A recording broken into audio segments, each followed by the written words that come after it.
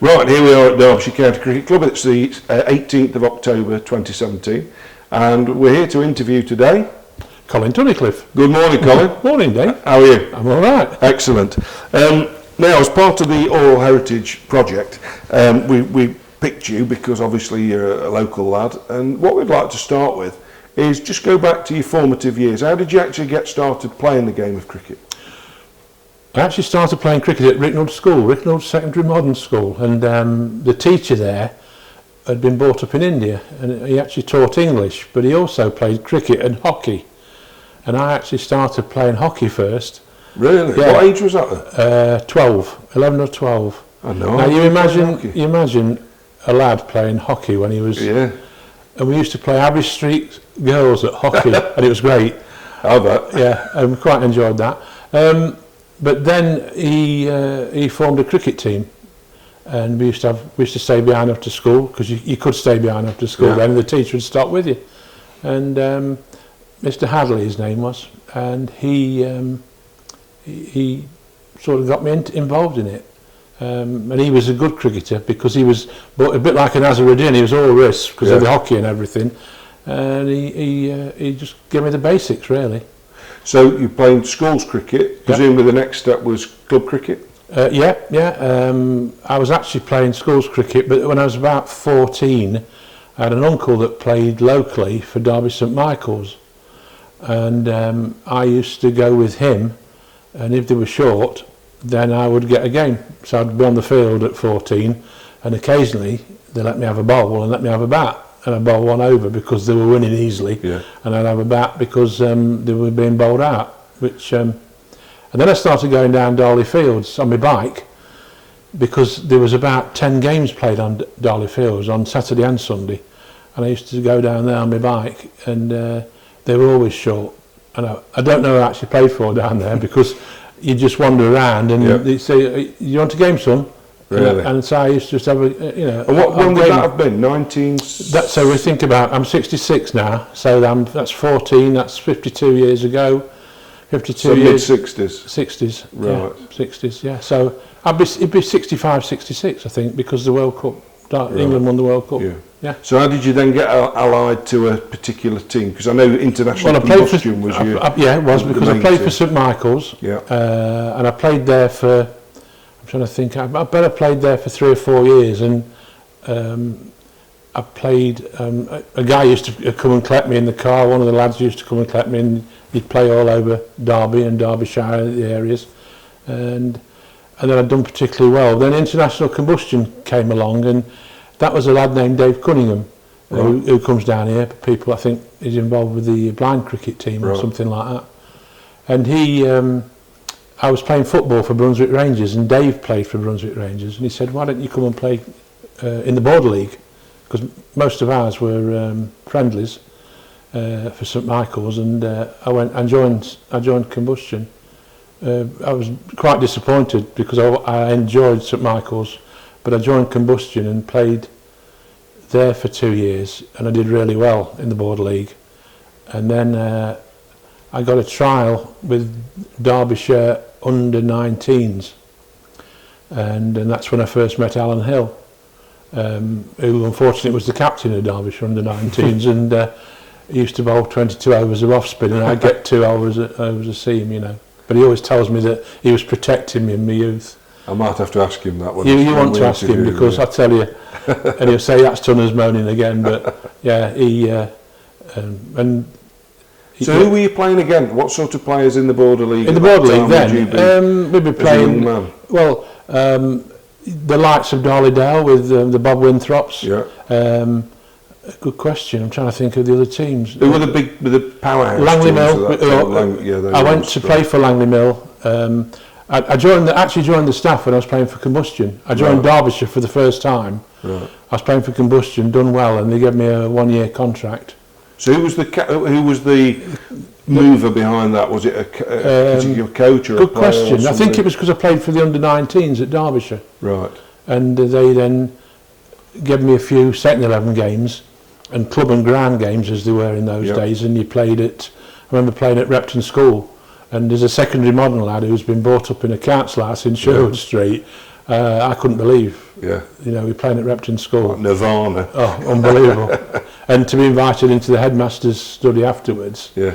and not get caned, I thought was great. So you're on the Derbyshire staff. Yeah. Are you still playing for Combustion as well? No, they didn't actually farm you out then. Right. You're on the staff and that was it. You didn't play at weekends because you probably needed to put the stands up and put some bolts on the stands when Walter was the groundsman. And I'd only played I think it was 3 or 4 second 11 games, and I got the phone call to go down to Chelmsford. And who was that? Who rang you? Major Car. Major Car, yeah. So no mobile, so you Oh no, I'm trying to think how it happened actually. I think I was down, we were in the nets here just training, and the Major came out and said, is there a Tunnicliffe here? And I said, yes, me sir. He said, you'll be required to go down to Chelmsford tonight to make your debut, or you might make your debut. Mike Hendrick will pick you up, and good luck. I said, well, why am I going? And Alan Ward had gone for a catch. I think it was this time, or was it when he got sent off the field? You'll have to check that, Dave, in the history. Yeah.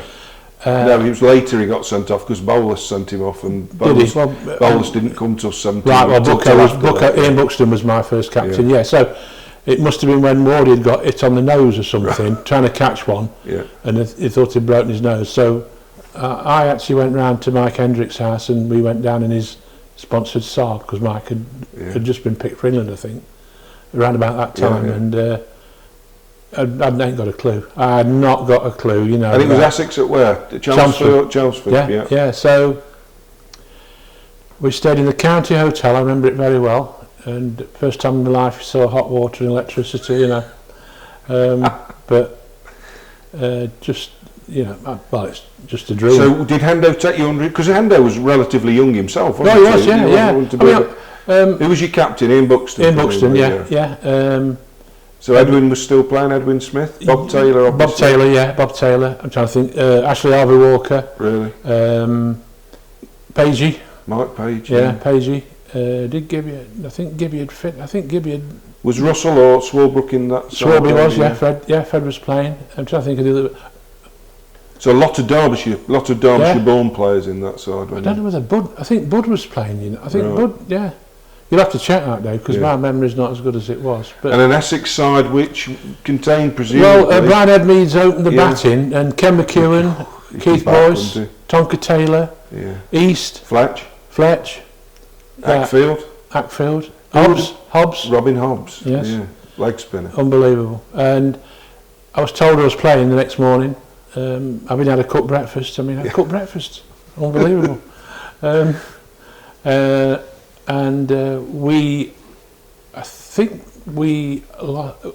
They won the toss and batted, and Mike bowled the first over and bowled a maiden, which he normally does, and then Bucko said, come on Tunners, you're on.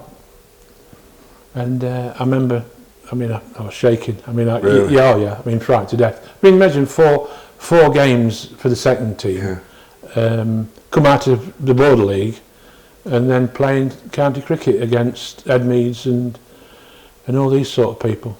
And I just thought it won't be long now, because I'll just get 5 for today on my debut, and I'll be picked for the Ashes tour the next. Anyway, 21A was 0 for 81, and they declared 320 for 5 or something like that, and we lost by an innings.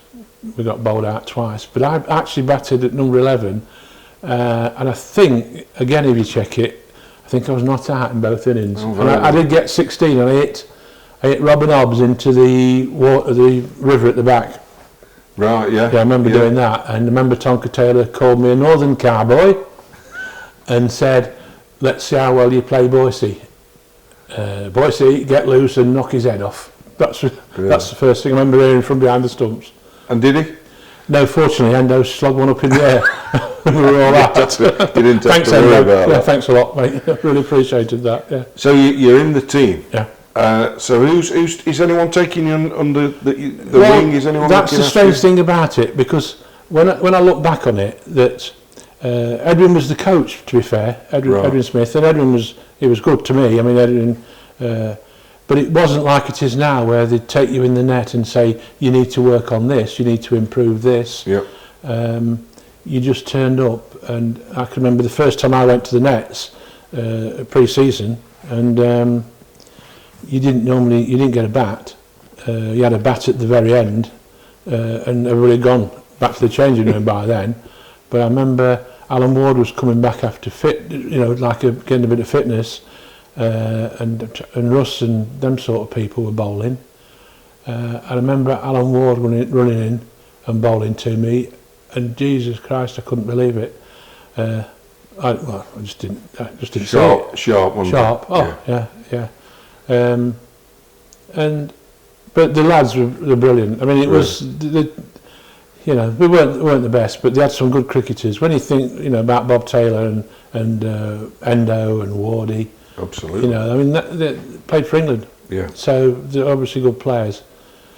And what about in terms of, I mean, we're sitting here now at a county ground that bears no resemblance to the one that you played at, or that I came to as a boy around about the same time. Yeah. But what were the facilities like? I mean, presumably they were all right because you didn't know anything different, but presumably once you went off to play at other county grounds, it must have put it in the shade a little bit. Yeah, I mean, to be fair, I'm just looking out there, and is that the scorer's box where the advert is for Smith Partnership? Just as you look over there. Yes, that's the one that was built in 1955. That was the new scoreboard. That's right. That was there. There was a stand behind it where the nets were up against, because St Peter's used to play literally behind that stand. There was temporary stands. Yeah. Everything dining facilities wise, we went underneath the steps to go into the grandstand, and the viewing room was up where the racecourse finishing line was, where we used to sit and watch the game. Do you think it worked in your favour at any point in your career? I mean, we'll move forward shortly, but do you think it worked in your favour that? Yeah, they weren't happy about coming here. Some sides weren't, and invariably the grass. There was a bit of grass on the wicket, which where we're playing today. When the southern babies came up, and they used to say things like, "Oh, where we're playing then." But Walter used to sort us out because he used to take all the grass off it, and there were some great wickets for batting. But in saying that, they did a bit, and from what I remember, were my first sort of 2 seasons on the staff. You didn't really know what was going off, and I remember you perhaps asked me about what happened at the end of the 2 years, but that was I mean there was. I mean, obviously you left the staff and then came back to play some one-day cricket in 75 or 76, I think it was. Yeah. So perhaps you could just tell us. I mean, I got released in. I want to say 73, 74 or something like that. Did that come as a surprise? No, not at all. I'd hardly played the second year I was on the staff, and I don't say I was disillusioned. I was obviously disappointed, because it comes around to August in any cricket county, and you're looking around a little bit thinking, have I done enough? Because it was 1 year contracts then. Yeah. So, I mean, by and large, I look back to that era, and kind of the 11 was the 11. Yeah. You might have a couple of reserve. So presumably Hendo and Ward were the principal breaks. Yeah. Russ, presumably, Phil Russell was still playing. Then Swarbrook was bowling slow left arm, Miller off break. So there's Bob Swindle, you see, as well, and Venkat came in, and we were great at signing players. Things don't change in some areas, do they? Because we had Bob Swindle, Jeff Miller, Fred Swarbrook, and we signed the overseas player Venkat, an off spinner. Well, then and Lawrence Rowe. Lawrence Rowe was he came to Derbyshire. I remember looking at his stats. He was averaging 78 in Test match cricket, second only to Bradman, and his highest score for Derbyshire was 80. I think. Yeah. And was that his first game against Sussex down Might have been, yeah. And he scored 100 and a double 100 in his maiden Test against England, wasn't it? Yeah. So you leave Derbyshire, but presumably go back to play league cricket, but they must have still had an eye on you to be bringing you back. Yeah, well, I was lucky because Phil Russell was involved at Langley Mill, and Phil Russell was doing the coaching at times and helping out on the coaching. So you signed for at Langley Mill at Derbyshire, that point, and I signed for Langley Mill. The reason I went to Langley Mill was because of that, and Barry Marsh was involved because he was the groundsman. I went to Langley Mill and played there, and I used to come down to the winter nets still because they were shorter bowlers, and I still got quite a few friends, and so I used to come down to the nets in the winter. And then my second season at Langley Mill, I think that would be when did Eddie come in '76? Yeah. So that winter, and Eddie came over earlier, and he said he'd seen me bowl in the nets and said, "Well, what happened to you then? Why did you get the sack?" I said, "Well, to be fair, I don't think I'd improved, and the reason I hadn't improved was because I believe that you weren't, not the wrong word, encouraged to improve, but you weren't given the individual coaching that you needed to improve, like, you know." But then Phil Russell came along really and helped me tremendously in terms of bowling. You know, first time anybody really talked about holding the seam, doing this, doing that. You learnt off, you talked to the lads and you talked to the opposition in the 2 years previous when you were playing county cricket, and you tried to pick up different things and try them. But that was how you learnt more, I think, unless you'd got a specific bowling coach that would come on to you and just say, "Look, I'm not going to try and change your technique, but listen, can you try this, do this, or just try it?"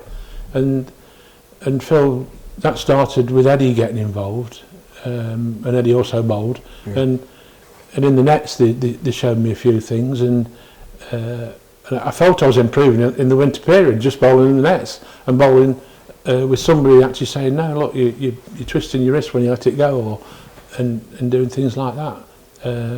So what was the move to say, right, we want you back on the staff? Well, I got a phone call. I'd played a second 11 game, and I got a phone call off Eddie. Eddie said, "We're playing Oxford University." He said, "And I want you to come down and play in the 3 days." And I was actually got a job at this time because I'd come off the staff, and I worked as a manufacturing optician. And my boss, at the time, it was only a small business, and I worked for, and he was on holiday. Now I was running the place at sort of 23, and there's 3 other staff, and I said to Eddie, "I've got a real problem." I said, I can't just leave these people." He said, "Well, it's up to you. Do you want to play county cricket or don't you?" So I rang my boss on holiday, and he said, "Look, can you handle?" He said, "You know, how long are you going to be away?" I said, "Well, I'm going to be away possibly 3 days." He said, "Right, okay."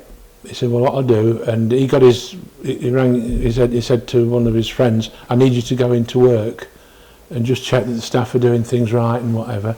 And I went off and played against Oxford, got a couple of wickets, did well, and then I played another game after that, and Eddie said, "Right, you know, we want you on the staff." Well, that's a perfect place to wind up this first interview, because what we'll do next is we'll talk about King Eddie and your King Eddie's 3 years, and then as your career kicked on. So thanks ever so much, Colin. No problem. And we'll talk to you again shortly. Okay.